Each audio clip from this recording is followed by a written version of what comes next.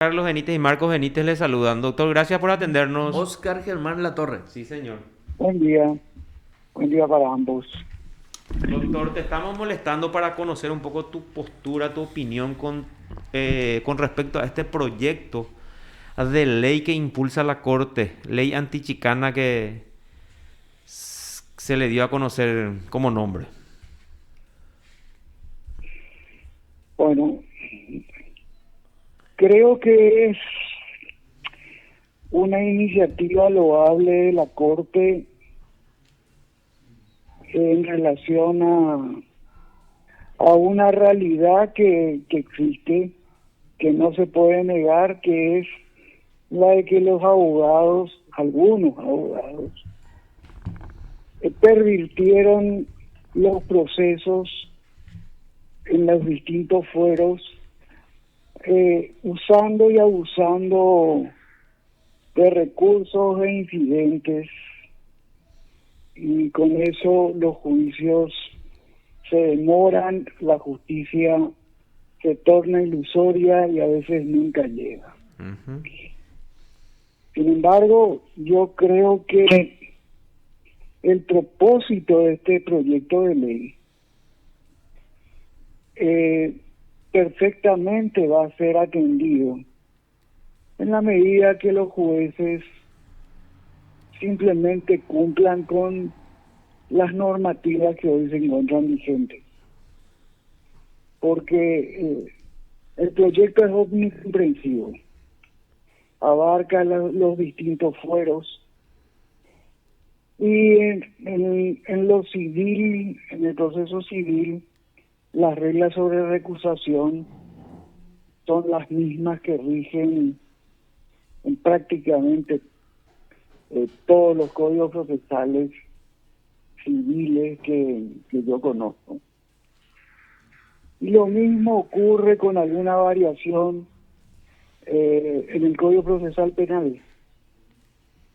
Lo que pasa es que hace 30 y más años, los jueces, y yo me incluyo en la lista, vinimos consintiendo los abusos que realizaban los abogados en cuanto a los incidentes, recusaciones y recursos, por más disparatados que resultasen, simplemente lograban el propósito de dilatar los procesos.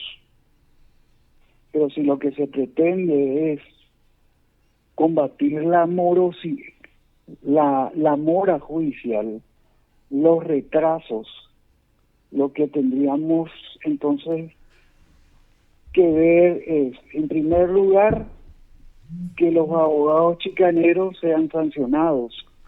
Y para eso ya la legislación permite a los jueces imponer sanciones. Y por el otro lado, la mora. Y en cuanto a la mora, los abogados realmente no son los responsables. Los responsables de la mora, en una gran mayoría de casos, son los propios jueces, que tienen plazos para resolver que pocas veces se cumplen. Claro, Y ahí entonces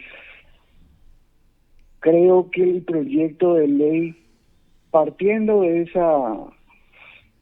esas dos premisas, puede introducir situaciones muy peligrosas, porque si es mal interpretado va a ser una fuente inagotable de quebrantamientos de derechos de defensa y de sanciones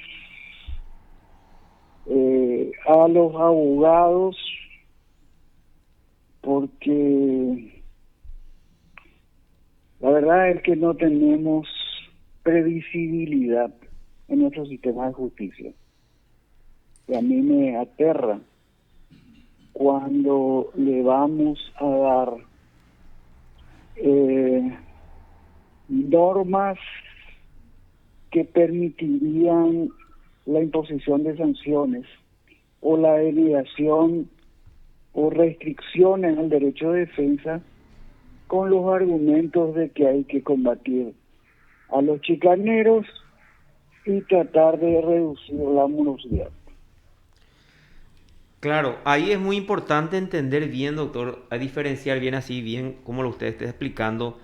Por un lado está la dilación y por otro lado está la mora. En cuanto a la mora, es categórico y contundente que la responsabilidad es del juez que nos dicta su resolución a tiempo. Y como bien usted lo dijo, yo creo que eso se da en muy pocos casos, porque la queja generalizada va contra esa mora, ya que los jueces o los magistrados en general, incluidos los ministros de la Corte, no se expiden en plazo establecido en la ley. Doctor, ¿y qué hacemos entonces cuando usted habla de la falta de previsibilidad de la justicia? ¿Cuál es la consecuencia de esa falta de previsibilidad?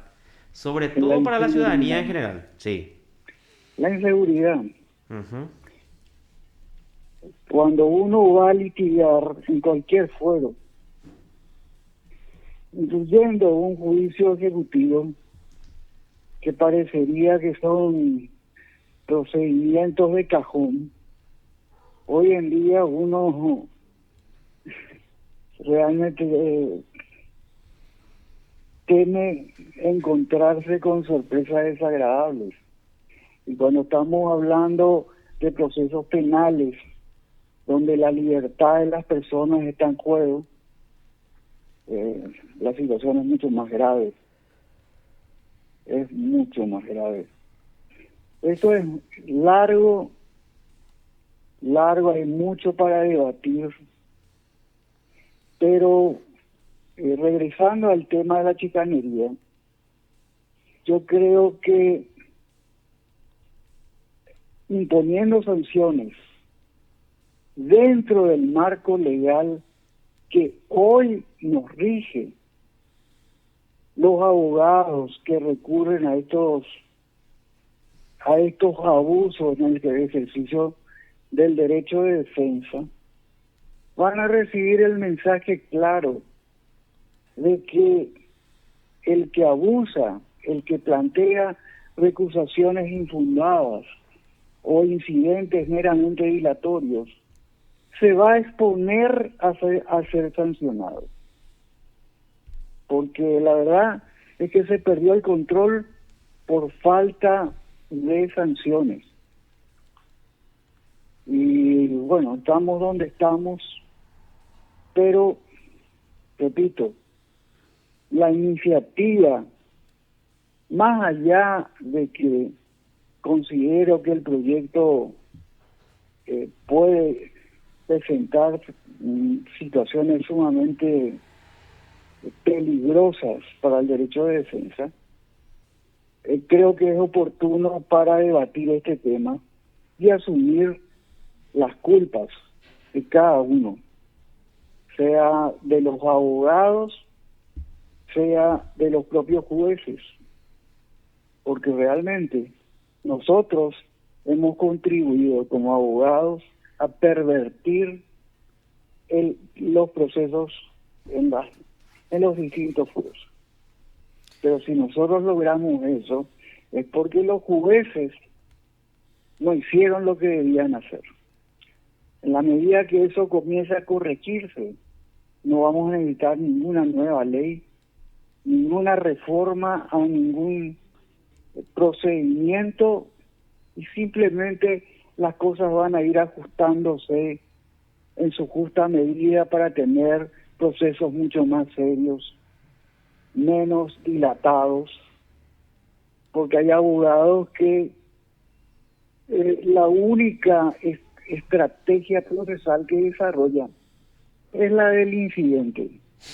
Incidentan, recusan en forma tan despiadada que recusan, por ejemplo, a todos los fiscales de la unidad, a los que ni siquiera tienen intervención en una causa, están siendo recusados. Y eso realmente es un abuso que debería dar lugar algún tipo de sanción.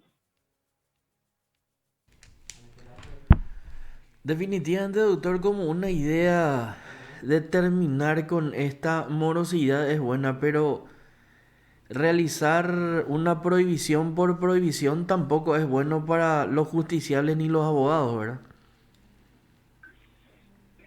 Yo creo que cada uno tiene que sufrir con las consecuencias de sus actos, ¿verdad? Sí, categórico. Si el abogado se excede recusando infundadamente o planteando incidentes dilatorios, pues que reciba la sanción que la ley ya autoriza a los jueces.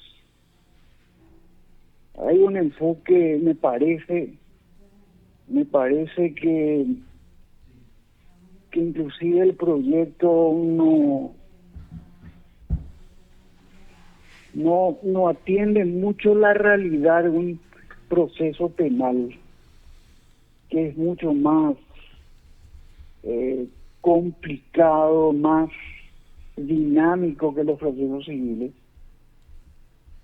y que evidentemente que, repito,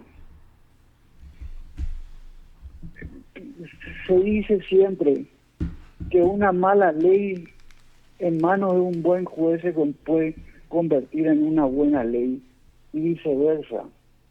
La mejor ley en manos de un mal juez se convierte en una pésima ley. Entonces, con lo que tenemos, si se cumpliera la ley, pues tendríamos procesos mucho más dinámicos, una justicia, un sistema de justicia mucho más serio, y no tendríamos el riesgo de que, sobre pretexto de aplicar nuevas disposiciones, nos estemos exponiendo a quebrantamientos del derecho de defensa, que sería mucho más grave. Correctísimo. ¿Y cómo podemos lograr esto? Con un diálogo, entonces, digamos, entre los abogados y la corte, doctor Latorre. Aparte de esa aplicación de la ley por parte de los magistrados que usted dice, ya que ahí tenemos ya la herramienta, si no me equivoco, 112 y 113 más 114 del código, ¿verdad? Es lo que habla de lo que pueden aplicar los jueces y la responsabilidad que tienen de velar por el buen cumplimiento del proceso, además de lo establecido en el Código Civil, ¿verdad? Procesal civil. Creo que tenemos que partir de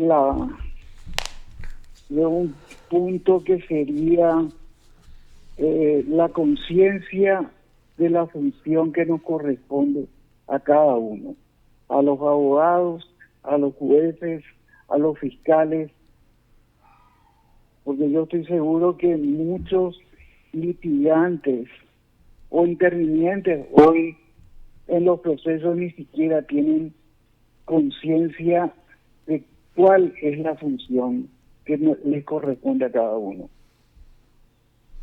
Por eso, en muchos casos vemos la justicia corporativa, ¿verdad?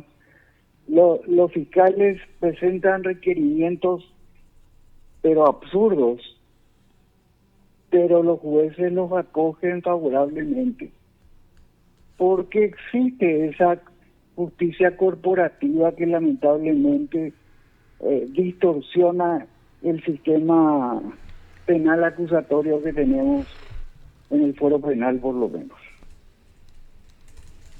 Correctísimo. Bueno, doctor Latorre, muchísimas gracias por este contacto y bueno, esperemos entonces que los jueces apliquen la ley y también los abogados que actúen correctamente. Doctor, muchísimas gracias por su tiempo. Bueno, fue un placer. Igualmente, gracias, doctor Latorre. Te informó PDS Radio TV Digital. Oscar Germán Latorre,